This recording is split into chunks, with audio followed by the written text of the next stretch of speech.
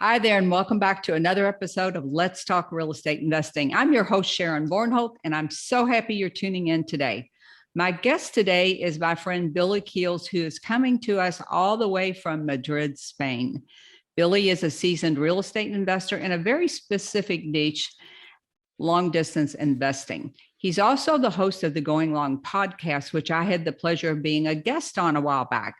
I had Billy on my podcast a couple of years also, although it seems like it was last week.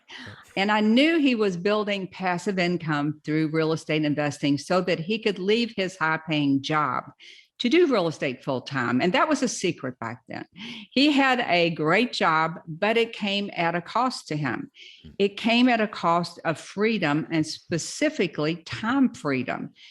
Today, Billy has achieved his goal, and I want to talk about how he strategically did that and what his investing business looks like today. You see, Billy lives in Madrid, and he invests here in the U.S. So welcome to the show, Billy. Thank you very much, Sharon. I appreciate it. It feels great to be back here. And yes, you mentioned before, it's nice to be back, and you were awesome on the Going Long podcast, episode 107. Everybody, if you didn't hear, go check it out. It was awesome. She was such a superstar. And you know what? You keep wanting to put me in Madrid, and I just love the Mediterranean and being here in Barcelona. I know you want me to be in Madrid. So you're in Barcelona. Yes, you keep wanting to put me in Madrid. That's fine. I know you probably have more of a liking to Madrid, but that's okay. That's fine. In my head, you're in Madrid. Barcelona. So I only hit the highlights of your investing career. I know it's a big career. So let's go back just a little bit and tell everybody like where you were last time and then fast forward to today. Yeah, sure. So, and it was, I really appreciated the first conversation that we had. And at the time you were very gracious to keep the secret because yes, I was working on doing something secretly. And for those of you who may not have heard the first time, I mean, I'm a guy from the Midwest of Ohio. I've been living in Europe for the last 21 years between France, Italy, and most recently Spain, where I ended up meeting someone, and she's from Spain, and we have two children that are 11 and soon to be 13. And I have always been like this A student. I was in high school, middle school, got really good grades, college, the same thing. And that transcended into the corporate life where I was doing the things that I was supposed to do. I'm coming from a very blue collar family. Like I watched my parents both struggle over finances and which bills are going to pay and all that kind of stuff. But I got to a point where I was in the corporate world. I was getting the promotions and I was doing all the things that I was supposed to do. And I was as I was getting promotions, I was then in top talent programs and doing all those things. But to your point, Sharon, it was really coming at a cost. And one of the first things that I realized is that I had to take more control over the financial outcomes of my life. And that all happened to me when I missed my oldest son's third birthday. And I know you and I have talked about this before, but missing his birthday, that really changed something inside of me, which made me realize like, I don't want to live like this. I was a young father, and one of the things that, product of a divorced home. And so one of the things I wanted to make sure that I was there and present. At the time I was thinking present physically. What I've since grown to learn is it's not just about being physically present. It's about being mentally present, not watching my phone, thinking about the next call that's coming in or getting the other thing that I'm supposed to be doing. It's about how do I stay there and how am I mentally and physically present when I'm with my family. And so that's kind of where I was. Since then, there's something, I know we kind of talked about this before and the reason that we're here today, but I kept going into my corporate role, and I probably was going in there for the last 4 years, not really needing to because of the investments that I was making in a lot of the different real assets. And I say real assets, primarily real estate when I got started. And then I found out I was an accredited investor. And I know we talked about this before, that I started investing with other people in things like ATM machines and in hotel development projects. And I was also at a point where I was still paying a lot of income tax because I was a high wage earner when I was working in my job. And that was really something that really frustrated me. And I'm sure we'll come back to that. But the thing that actually was the catalyst for me changing my role, just like when I missed my son's third birthday because I was at some business meeting and business dinner in Frankfurt instead of being in Barcelona.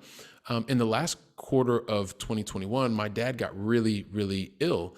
And I was flying back and forth with him and with my brother and sister, stepmom. The thing is, he had to go through this really big surgery. And what I realized, Sharon, was when I was in the ICU with my dad, and he was there for probably, I don't know, it was a little bit over 2 weeks. He was in the hospital for probably 3 weeks after his surgery, but I was there for the first couple of days. And I just remember looking at him and seeing him like my dad, right? The person that Yeah. you see is the strongest person, no matter where you are, just mentally, it's that image, like being kept alive by life support systems. And I realized that I liked my job, but I wasn't really passionate about enterprise software. I wasn't passionate about, really constantly getting on planes and trains. I do like traveling, but I've also recognized I really love leisure travel versus business travel, but that's a whole nother thing. But what it did is it helped me to realize that, did I want to continue to do what I was doing, or was it time to make a change? And so, a number of different things came together, and I realized that towards the end of last year in December, that it was time to put the corporate experience, which for me was extremely positive, like very, very positive, but it was time to put that behind me and start the new life that I was really passionate about, and being able to spend more quality time with my wife, with my kids, being able to spend more time getting back to the US to see my dad, and also being able to build a business that I really don't ever feel like I need to take a vacation from. So, so that's a little bit about kind of what happened since then, where we are today, and we can take the conversation wherever you'd like to go. What I hear from a lot of people is that when they talk about going into real estate full time, their families may not be on board with it. Mm. They And I think possibly maybe they're not quite where they want to be with regards to income. But how did your family feel about it? Was your wife okay with this? Yeah. So a couple of things. So number one, and when you said the family, I was going to go directly to my wife, right? I was going to say my Well, wife. I was going to. Right. Exactly. Yeah. Let's talk about my wife first and foremost. So I think there's been an evolution, and one of the things that I realized early on, like my wife and I, even early on, we realized we didn't really talk a lot about money and stuff like that before we got married. We got married later in life and stuff like that. And so I was working for almost a decade building my real estate and my real asset portfolio while I was working my very high paid, high profile day job in sales leadership and enterprise software sales. So it wasn't something that happened just as I left the corporate world, but it happened early on. And my wife was definitely on a different page than I was, because she comes from a very different background, and getting into real estate was something that was unknown. And so it was challenging in the beginning, right? And ultimately she supported the idea of me doing that. She wasn't initially really on board because it was new for her. And the way that she is wired, that kind of new stuff, she would rather not do it than trying to figure it out.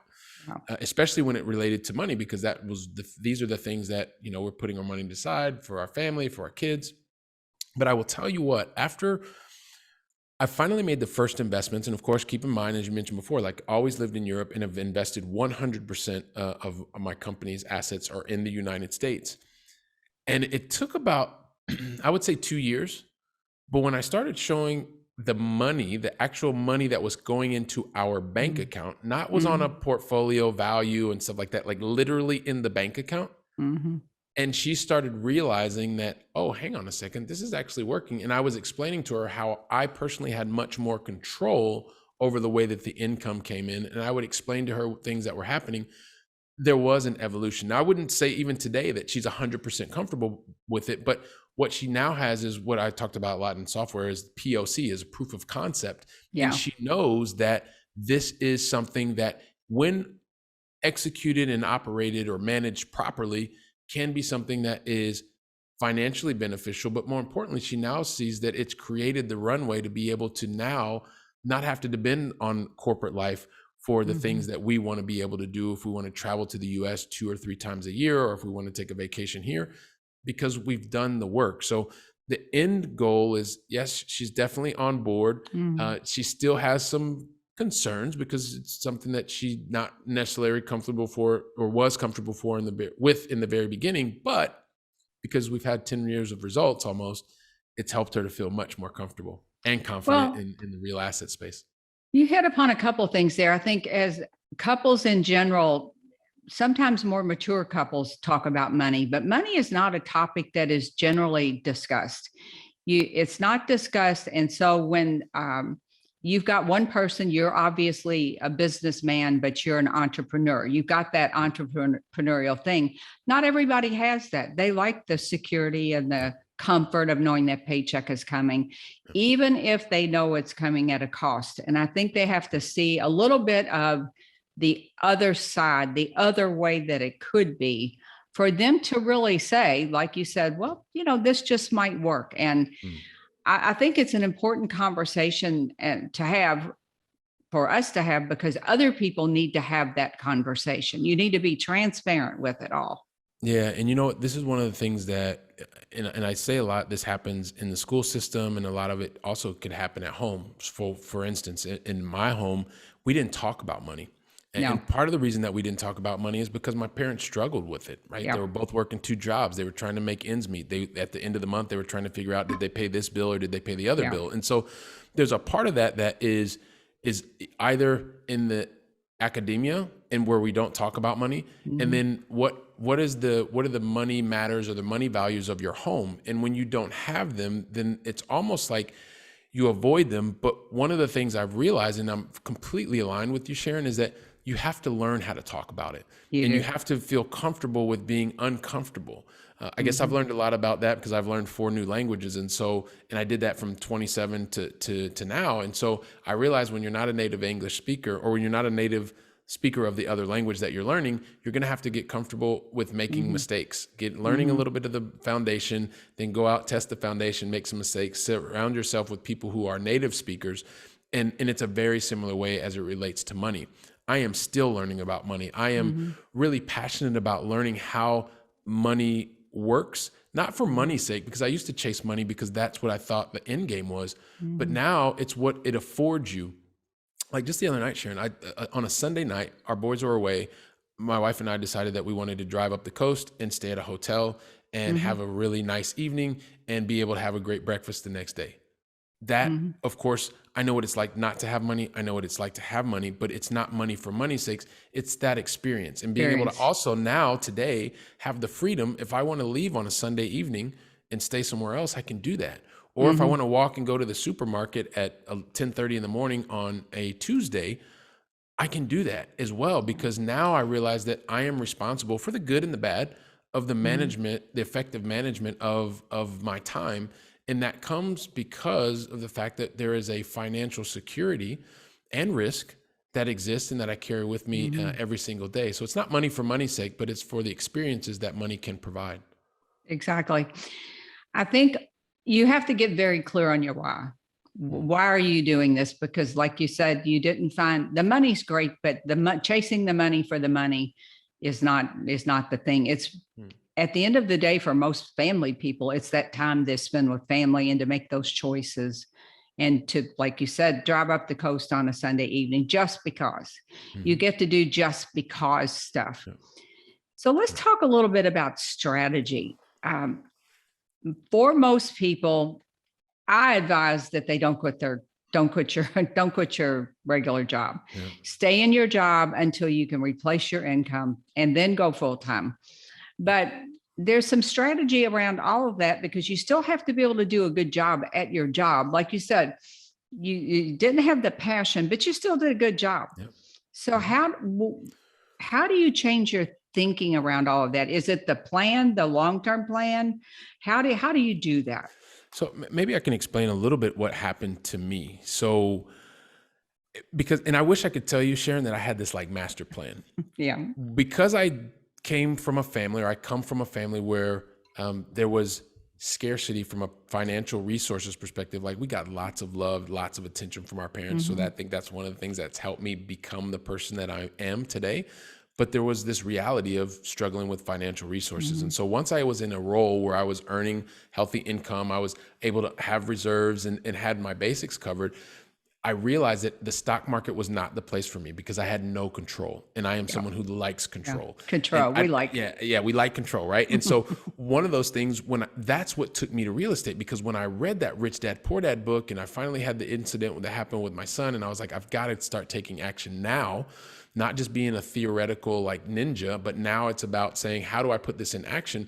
It was the simplicity of the model, which meant that when you need revenue to come in because people need a place to stay, so they were willing to exchange their revenue for that, then you have to be able to manage the different expenses like your insurance and your taxes and your maintenance and repairs and the teams that you have that are working. Once you did that, then that got you to the net operating income. And then from there, if you had a mortgage, I like mortgages personally. And once you get that mortgage, once you paid the mortgage, anything else that you had, that you got to keep that. So that model was pretty simple for me. And then when I started executing and the money went into the bank account, that was great. And so then I realized, after achieving my 5-year goal in 18 months, surprise, surprise, what happens when you write things down and actually start taking action? It usually doesn't take you Yeah. as long as you think it's going to take, Yeah. right? Right. Then having other actively managing assets, I realized that, okay, listen, this is starting to get closer to where I'm starting to feel comfortable. It wasn't really reaching where I was at my day job because I was a high paid professional. Right. So high paid professional that I realized that I was something called an accredited investor. I found out about what an accredited investor was, not because I knew, not because it was part of my plan, but because I started interacting with people online, and I figured out that I was qualifying. And so then I decided that because I was an accredited investor, and you can find the qualifications, I know you've talked about it before as well here, Sharon, but I realized that I could also decouple investing my own time in actively managing properties and invest with other people. And I figured, okay, well, listen, you can put, $200,000-$300,000 with other people. They can actually do the work. Your returns aren't exactly the same, but the cash still hits your bank account, right? Especially when operated properly. And so I realized that that opened up a whole new world for me. And so I started thinking this active management of the portfolio, small multifamilies, the mobile home park was fantastic. But then I started saying that there were other things, like invested passively with other sponsors in ATM machines. And so that was then helping me to accomplish another task, was hitting more recurring revenue. And then after that, there were these development projects, and I wanted to understand what this whole model of being able to bring people together to invest in specific projects, what that was all about. So I started investing passively in other projects. And what happened was, these projects, not all of them were working properly, and there were some that happened during COVID, and so there still haven't been payments and things like that. But I was learning along the way. But most importantly, there was money that was hitting my bank account. And also, I started realizing that what I understood about real estate was that it was supposed to bring down it was going to bring down my taxes. And after probably like 5 or 6 years, I was paying and had these multiple different streams of income that were coming in, but I was still paying like 40 and 50%, and well, not 50%, but 40 and upwards in income tax. And I started realizing, well, hang on a second. So I actually invested money to sit down with my CPA, and he explained the difference to me between passive income and active income, and the way that you had to be very specific kind of designation from the IRS to be able to mix those two. If not, they were in different buckets. And so when I realized that I was a busy, high-paid professional that didn't have the possibility to qualify for the IRS definition to be able to mix these types of income between the two buckets, I started looking for ways to solve that issue around the paying such high taxes and being able to generate consistent returns. And so what that has also led me to do is look even outside of real estate, still in the hard assets space, but be able to recognize, okay, well, how does this investing in this type of energy, and specifically in energy space, how can that help me to create consistent returns and create deductions on my earned income, so that I can, once again, not money for money's sake, but so that I can use that income to then reinvest in other passive streams of income. And so to answer your question, it was the thing that I started realizing over a decade is real estate is so helpful. It is so wonderful because it is extremely tax efficient. At the same time, when I was someone who is or maybe a high paid professional, that you're thinking, well, yes, it's really efficient, but I still keep paying 40+% in taxes. Well, when you find another vehicle that can still help you to get to whatever your investment destination is, it's how do you combine these vehicles that are hard assets correctly so that you can ultimately get the most tax efficient, which still, in my opinion, is real estate. And that's one of the reasons I really, really like real estate. But it was through this decade that I started realizing that I could use these different vehicles to get to the destination, which was ultimately being able to retire from the corporate world and focus my time and energy here. But once again, I kept going in that loop, and it took something that had nothing to do with money to really make me realize like I didn't need to continue to go into the job that I was going into, and it was time to make the leap. Now, was there some trepidation? Was there like kind of uneasy feelings? Absolutely. We're even now 6 months after me leaving the corporate world, and there have been moments where I still check my telephone, right? Because I was doing that all day, every day. But it was through those different events, Sharon, and the combination of those different vehicles that helped me realize that it was okay to be able to move on to the next chapter of life. But I was taking calculated risks, investing myself, investing with other people, because the way that unless you do that, you just keep doing the same things over and over, and you're not really creating new opportunities for yourself to potentially free yourself from your day job if that's what you choose to do, or do whatever, business venture you may have on your mind. So hopefully that answers the question. Yeah. Another thing that is interesting, you talk about being in such a high tax bracket. If you can actually make less money in real estate and keep more money. So Bingo. you don't Bingo. necessarily have to make, let's say it was $200,000. If you don't necessarily have to make 200,000 to keep the same 100 or 120. So that is a big point to take out of all of this. Absolutely. And I'm so glad you said that, Sharon, because that is part of the understanding the money, because it is absolutely not about how much money you make. It is about how much money you keep. Because when you keep the money is what provides the runway to create experiences. Money for money's sake does not do anything. And I can say that because I was chasing it, because I didn't have it growing up. But when you realize once you are able to have the needs that you want covered, and then the desires that you want, you can also do them. Maybe not all of them right away, but you start seeing that that's realistic. Then you start realizing, all right, so they're going to ask me for this promotion in the next job. And then the next promotion means I have to do more hours. It means I have to be on more planes. It means I have a bigger team. And it means that at the end of the year, I have to do more, reviews and spend more time doing that. So yes, you're earning a 10% raise for the next role, or maybe it's a 20% raise, but I'm going to guess that your time is increasing by 40 or 50% that you're spending on your job. And then when you realize that money raise that they gave you throws you into 2 tax brackets higher, and you're actually paying not 24% tax, but 37% tax, you realize, well, hang on a second. Plus you have your state tax or wherever depending on where you live and stuff like that. And you're realizing that the money that you're earning per hour is actually less, and you're taking a pay cut. Yeah, exactly. I mean, but most people will not sit down and do that, because you're chasing things like I was chasing: the title, the responsibility, the bigger teams, and you're deviating from the things that are most important. Spending time with your loved ones, being able to take trips, being able to travel in a higher class of service if you're on an airplane, or stay in the suite that's actually at the Disney resorts versus staying off the Disney resorts and things like that. I'm just mentioning things that have happened with people who are investors, because you get these little notes and I'm like, oh my gosh, this kind of stuff is really, really cool, because it's not money for money's sake. It's money for being able to create experiences. Well, at the end of the day, everything should be an experience. Your life, if you look back on it, you can look back on the paychecks, all the money, the hard work, but at the end of the day, it's all about what you experienced out of this life, however long it is. Yeah. And I go back, it takes me back to the thing with my son's 3rd birthday, right?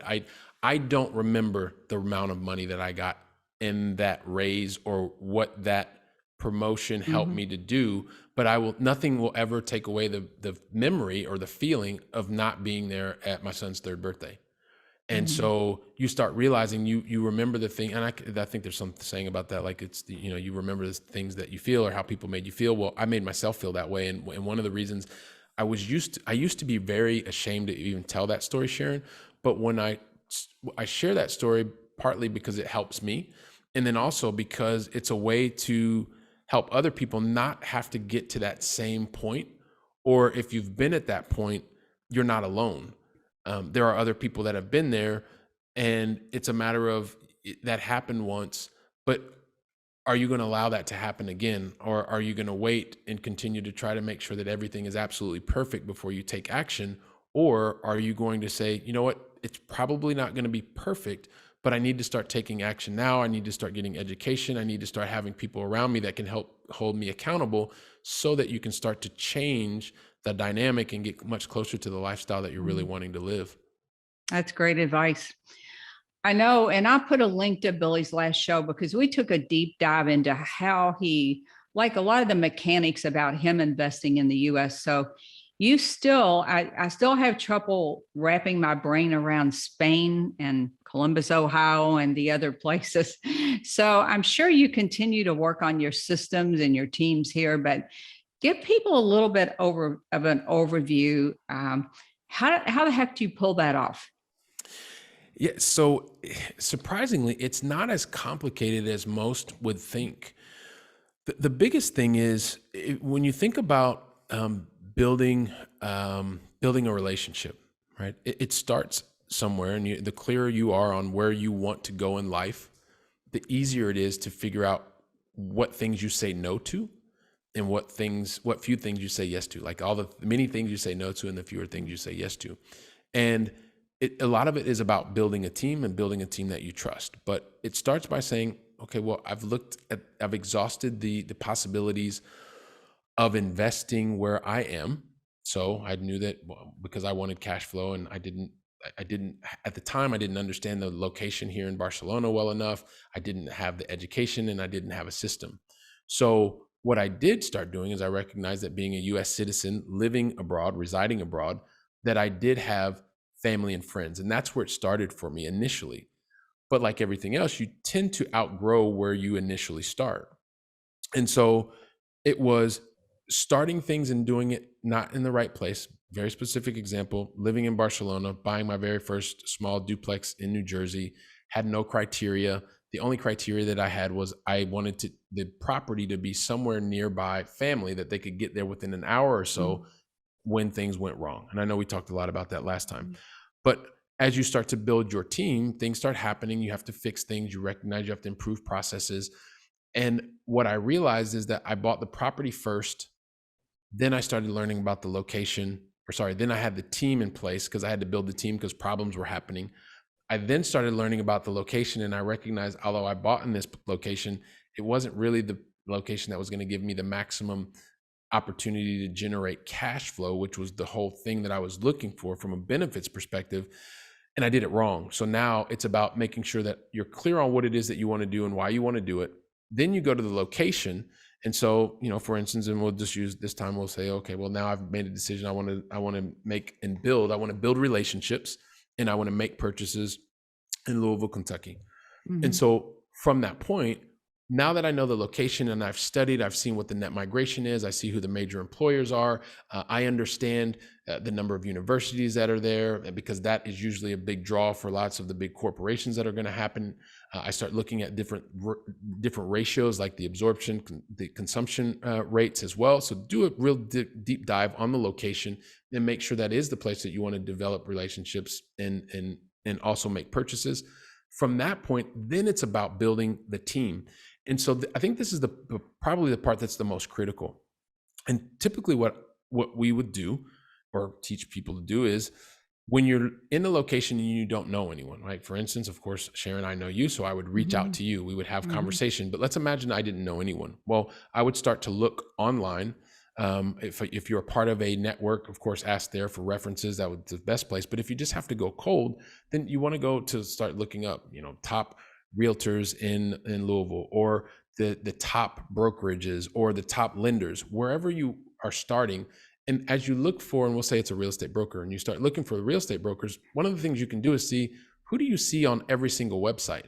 Because if you see people that are marketing themselves, that means that they probably are embedded well enough in the community to Mhm. understand what you're looking for. So there, it's about reaching out. It's a cold outreach. And so they may not know you. They may get 10, I don't know, 10, 20, 30, or 1,000 leads a day. And so what are you doing differently to actually get in front of that person? Are you signing up for their newsletters? Are you making the attempt to get closer to that person or those people? And then eventually you're going to get the opportunity to have an email exchange. From there, are you then moving it to the next level, which is getting on a phone call, getting on a Zoom call, which is what we've done here. Mhm. And eventually, when you build that relationship with that A player that is aligned with your mission, with your vision, with your values, what I believe and what I've done myself is ultimately, you started with cold outreach, you've gotten to Zoom sessions. Ultimately, I believe you need to put your money where your mouth is, and you need to get on a plane, get on the car, drive to meet that person face to face. Now, that could actually be in Louisville because we're using this as an example, or maybe you meet the person because you're at a business meeting or in Chicago, right? But you meet one another. And then from there, it allows you to recognize if your missions are the same, if you're a company that would work together very, very well. And then from there, once you've built that team, then you go find the different opportunities. And whether that is a single family house, whether that's a 500 unit apartment complex, that the team understands you and the goals that you're looking for. They understand the location, and it's just a matter of managing the specific asset. And so whether you're doing that sitting in Barcelona because technology will allow you to do that, or you're sitting in San Diego, California, wanting to invest in Louisville, the process is the same. There are, of course, nuances if you're dealing or working with people that are outside of the US or maybe have different currencies, but the process is just the same. So hopefully that makes sense. Yeah, that makes perfect sense. And folks, you just got like a PhD level of instruction here on how to do this from a very high level. And then you just break that down. And I will, like I said, I'll link back to Billy's last podcast because he went into greater detail on how he did all of this. But that is such great information. Let me ask you this. When it comes to investing long distance, as in a different country, was there anything you didn't anticipate that was a surprise to you? Let's see. I don't know if it's something that I didn't anticipate, but sometimes you don't necessarily, you don't foresee. So like, it's like being, and this is from someone who's a US citizen who's residing abroad. One of the things that I've always been very forthright with, anytime I was looking to start a relationship prior to making purchases, was, hey, listen, I'm someone who resides outside of the United States. I reside in Spain. And so even though these conversations happened up front and we talked about it, and I sent my documentation, I sent my, because they're asking for, at the time, your tax returns and things like that, and clearly states that I live outside the United States, but I'm a US citizen. And finding, to great surprise, and it happened on two different occasions, that at the 11th hour, it was mentioned that, hey, listen, we can't do this because you don't live in the United States. And I would think, well, hang on a second. This is the thing that we talked about from the very beginning. It's the 11th hour, and this is now going to cause, huge issues. I was able to resolve both of them, but with, a lot of sleepless nights, a lot of extra, use of the lungs to kind of get the point across. But I would say that that's probably the biggest thing that shocked me, primarily because I know that it was a big deal when I'm working with people internationally, and being able to put that up front. And then it's something that, even though you talk about it in the beginning, you talk about it in the middle, someone else gets involved in the process, and then it becomes an issue at the very last moment. I can see where that could easily happen, because it happens all the time. You have this massive conversation about somebody, and then somebody else picks up a piece like the beginning and jumps in at the end, and they've missed the whole middle. Yeah, So because, and it's part of the thing that, when you talk about it and you put it on the table in the very beginning, say, hey, listen, do you think that this is going to be a stopper? And you're told no. And what you start to learn is, the question is, does your organization believe that this won't be a problem? Because there's one thing that happens when you're asking, and this is part of, right, you learn what you learn through mistakes or learning opportunities, or whatever you want to call it. But at a certain point, it becomes, you have to formalize things, and you let people know, hey, listen, this has happened a couple times before. So I just want to make sure with your organization, do you have experience, or talk to me about the experience that you have with working with people residing outside of the US. If they tell you none, that should be the first red flag. If they tell you that they have this experience, then the next question usually is, okay, well, that's fantastic. When did that happen? It happened such and such time. Well, that's 2 years ago. How many people on your team have changed since then?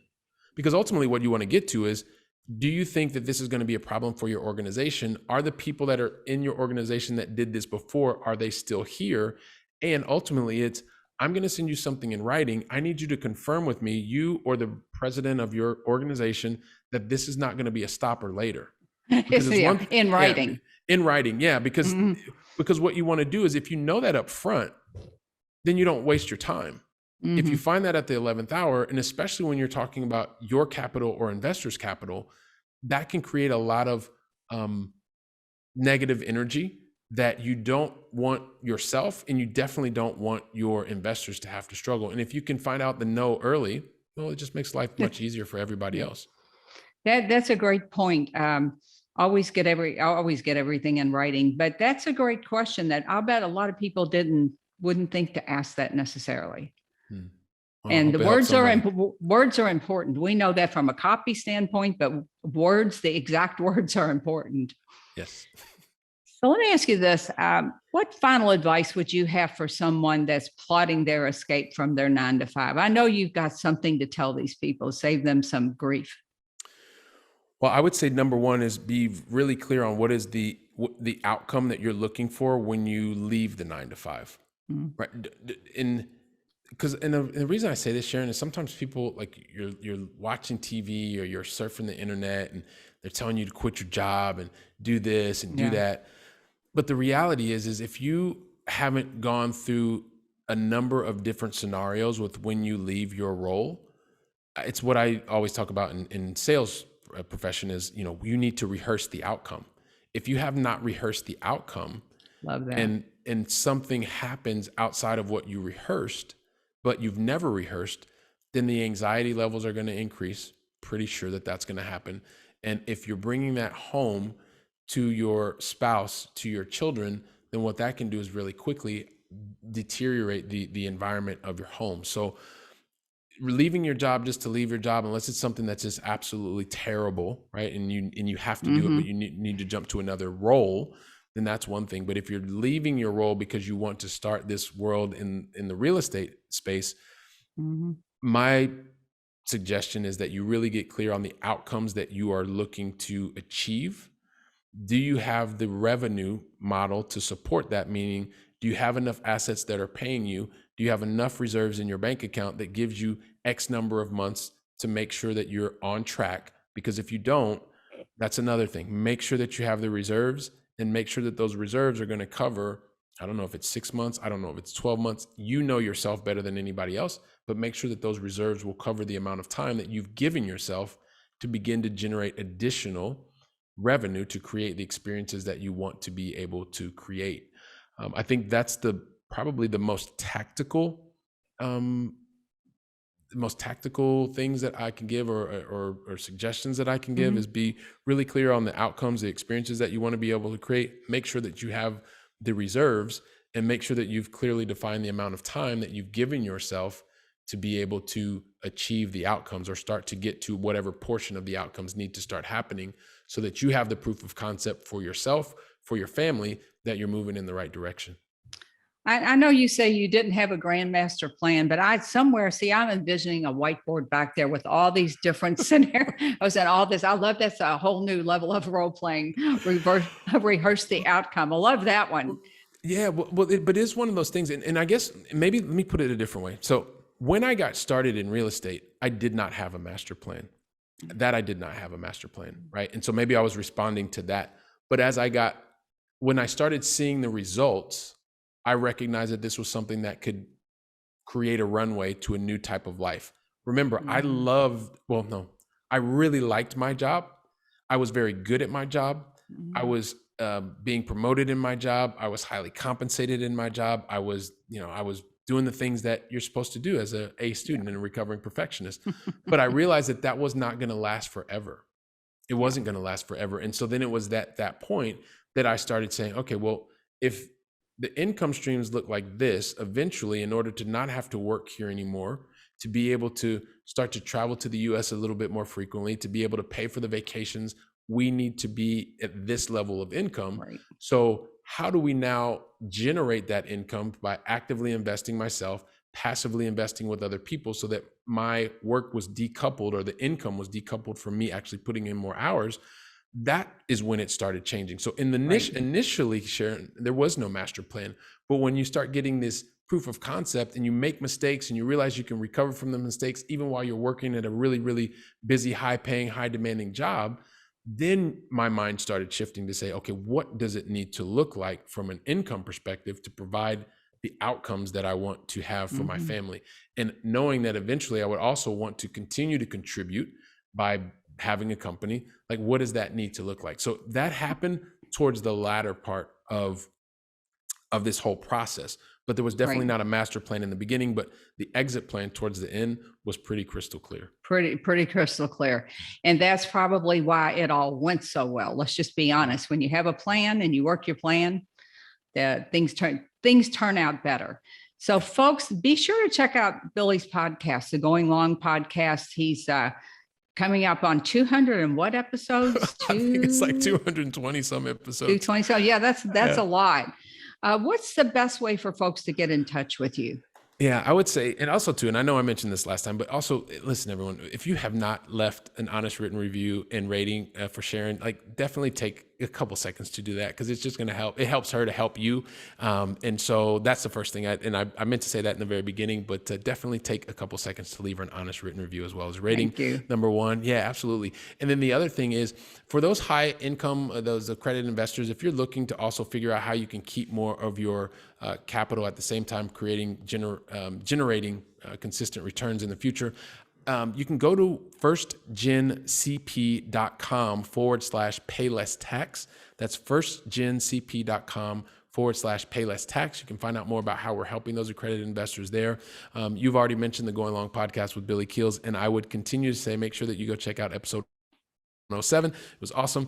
And then lastly, I would say, and I know you know this, Sharon, because you're awesome over there, I do really enjoy connecting with people on LinkedIn. And I think I'm the only Billy Keels in Barcelona, Spain, so it should be pretty easy to find me, and just let me know that you heard Sharon and I speaking here, and it makes it a lot easier for us to continue the conversation. So super thankful to you, Sharon, for allowing me to come back again to share the story and be able to explore some new topics. So thank you so very much. Well, as always, it's a pleasure, Billy. COVID kind of got us off track. Don't be a stranger. And so thanks for agreeing to come on again. And thanks to all the listeners who come out week after week. And I know you love the show, so please share it and leave us a rating and a review. Give Billy some love here. It helps people to find us. So I will see you guys same time, same place next week. Bye for now.